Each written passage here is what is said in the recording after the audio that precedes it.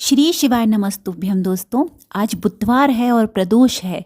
बुधवार के दिन गणेश भगवान को प्रसन्न किया जाता है और प्रदोष व्रत भोलेनाथ को अति प्रिय है और गणेश भगवान बुद्धि ज्ञान विवेक के दाता हैं। तो आज आप उपाय अवश्य कीजिएगा। बच्चों के एग्जाम आने वाले हैं। बहुत ही छोटे छोटे उपाय हैं। गणेश भगवान उन्हें तीव्र बुद्धि प्राप्त करेंगे। बहुत ही छोटे छोटे उपाय हैं, प्रदोष काल में करना है। आप आज प्रदोष है तो आप आज ही यह उपाय कर लीजिएगा। वैसे कभी भी किसी भी प्रदोष को आप यह उपाय कर सकते हैं। गुरुजी प्रदीप मिश्रा जी द्वारा बताए हुए उपाय हैं, यह मैं आपके लिए ढूंढ कर लाई हूँ कि पुराण के उपाय हैं। चलिए पहले तो यह समझ लेते हैं कि आपको कहाँ कौन सी चीज़ अर्पित करना है। देखिए, आप लोगों को पता ही होगा कि शिवलिंग में 33 कोटि देवता विद्यमान रहते हैं और पूरा शिव परिवार शिवलिंग में होता है। गणेश जी, कार्तिकेय, अशोक सुंदरी माता और माता गौरी समेत 33 कोटि देवता जो रहते हैं। वह पहले ये समझ लेते हैं कि गणेश जी का स्थान कौन सा होता है और शिवलिंग पर, और कार्तिकेय जी का कौन सा, और माता पार्वती का कौन सा, जिससे आपको सभी चीज़ें चढ़ाने में, समर्पित करने में आसानी होगी। तो देखिए, यह है शिवलिंग। और शिवलिंग में आप हमेशा जब भी बैठेंगे तो शिवलिंग की जो जलाधारी है वह दक्षिण की साइड होती है, याद रखिएगा। तो आपको जलाधारी के ठीक विपरीत दिशा में, यानी कि उत्तर की साइड बैठना है। वहाँ से मैं आपको बता रही हूँ। तो शिवलिंग के जो दाहिने तरफ है, जहाँ मैंने पहले उंगली रखी थी, वह गणेश जी का स्थान है। उस तरफ है बाएं साइड कार्तिकेय का स्थान और बीच में माता अशोक सुंदरी का स्थान। और यह जो मैं अभी बता रही हूँ, यह पार्वती माता के हस्त कमल हैं चारों तरफ। मतलब जो शिवलिंग की जो बाउंड्री होती है, यह माता पार्वती के हस्त कमल कहलाते हैं। ठीक है, आप देखिए वीडियो में ध्यान से। मैं आपको उंगलियां रख के बता रही हूँ कि शिवलिंग के जो दाहिने तरफ है वहाँ गणेश जी का स्थान होता है और बाएं तरफ भगवान कार्तिकेय का स्थान और बीच में माता अशोक सुंदरी का स्थान। देखिए, 3 बेलपत्रियां रखी हैं जलाधारी की साइड। वह पहले दाएं तरफ जो है शिव जी का दाईं तरफ, शिव जी का जो दाईं तरफ है वह गणेश जी का, और बीच में माता अशोक सुंदरी, और उस तरफ है कार्तिकेय जी का। और चारों तरफ देखिए, ये बेलपत्री उठा रही हूँ मैं, ये है गणेश जी का स्थान जहाँ मैं बता रही हूँ अभी, ये गणेश जी का स्थान है। और उस तरफ है कार्तिकेय जी का स्थान। देखिए, ये कार्तिकेय जी का स्थान है। ठीक है, हाँ। और बीच में माता जहाँ फूल रखा है वो अशोक सुंदरी का स्थान है। ये देखिए, ये बीच में माता अशोक सुंदरी का स्थान है। और ये यहाँ से जल गिरता है, यहाँ आपको चीज़ें चढ़ानी। जब बोलते हैं कि जहाँ से जल गिरता है वहाँ 33 कोटि देवता का वास रहता है, इसीलिए वहाँ से जब जल गिरता है तो समझिए 33 कोटि देवता को जाता हुआ वह जल हम लेते हैं और आचमन करते हैं, उससे सारे रोग दूर होते हैं। ठीक है, तो आपको समझ में आ गया होगा। और यह शिवलिंग है। और जब भी बेलपत्री चढ़ाए तो बेलपत्री की जो डंडी है वह हमेशा उत्तर की साइड होनी चाहिए। बेलपत्री की डंडी है जो जलाधारी की साइड करके ही आप चढ़ाइएगा। अब आगे समझ लेते हैं कि आज बुधवार के दिन प्रदोष काल में आपको शाम को क्या क्या चीज़ें अर्पित करना है। देखिए, आज प्रदोष है और बुधवार का दिन है, तो आज आपको गणेश जी के उपाय करने हैं प्रदोष काल में। प्रदोष काल कब रहता है? प्रदोष काल शाम के समय 6 से 7 बजे के बीच में रहता है।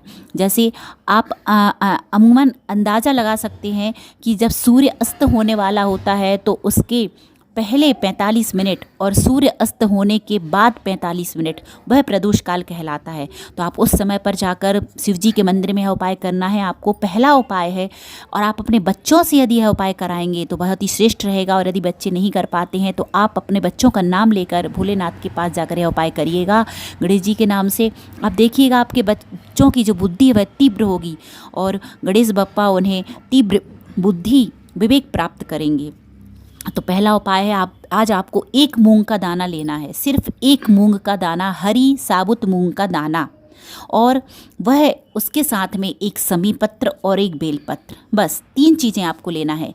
तीनों चीज़ें लेकर आप शिव मंदिर में जाइए और एक तांबे के पात्र में जल भी ले जाइए और उसमें थोड़ा सा गुड़ डाल लीजिए। जल के अंदर थोड़ा सा गुड़ डाल लेना आप, और शिव मंदिर में जाइएगा शाम को प्रदोष काल में 6 से 7 बजे के बीच में। और सबसे पहले आप जल गणेश जी के स्थान पर चढ़ाइएगा शिवलिंग पर, उसके बाद कार्तिकेय के स्थान पर, फिर माता अशोक सुंदरी के स्थान पर, फिर चारों तरफ हस्त कमल पर पार्वती माता को। उसके बाद आप शिवलिंग पर चढ़ाइएगा और जो साबुत मूंग है और 1 शमी पत्र है और बेलपत्र है वह आप शिवलिंग पर अर्पित कर दीजिएगा।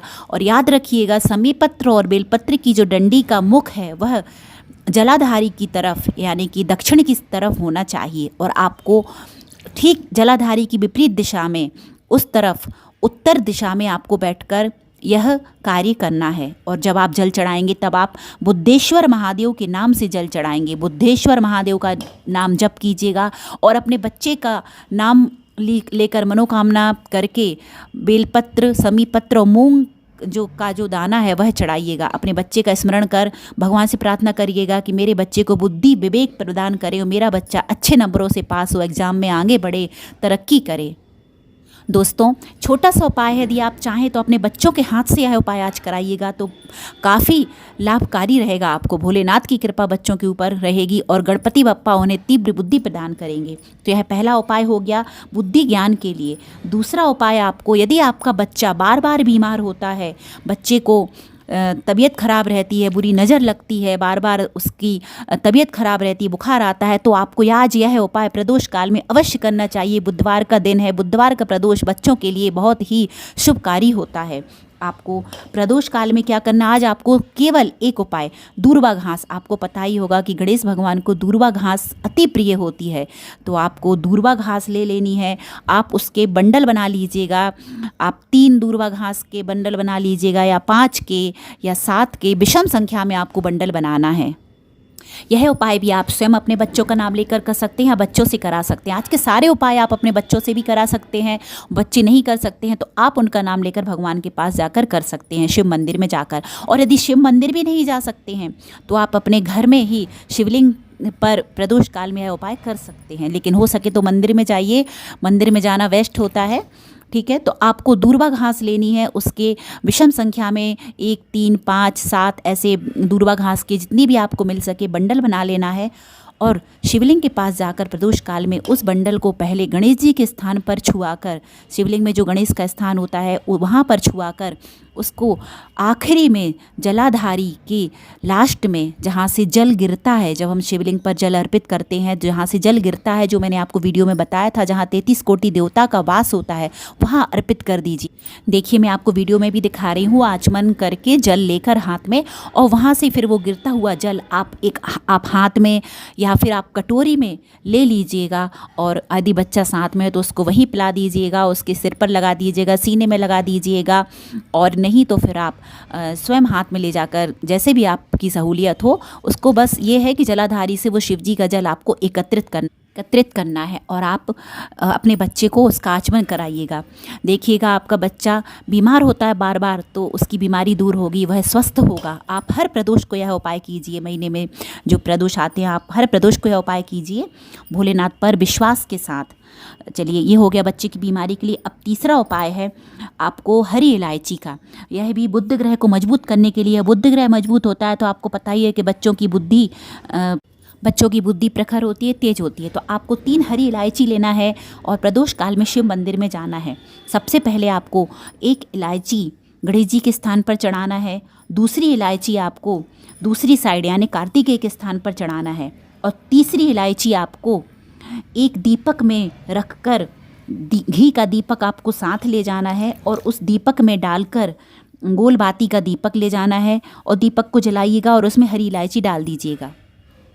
और आपको यह उपाय करना है 3 हरी इलायची का, और बुद्धेश्वर महादेव का नाम लेना है। जब दीपक में आप जलाएंगे, इलायची डालेंगे तो बुद्धेश्वर महादेव का नाम लेना है।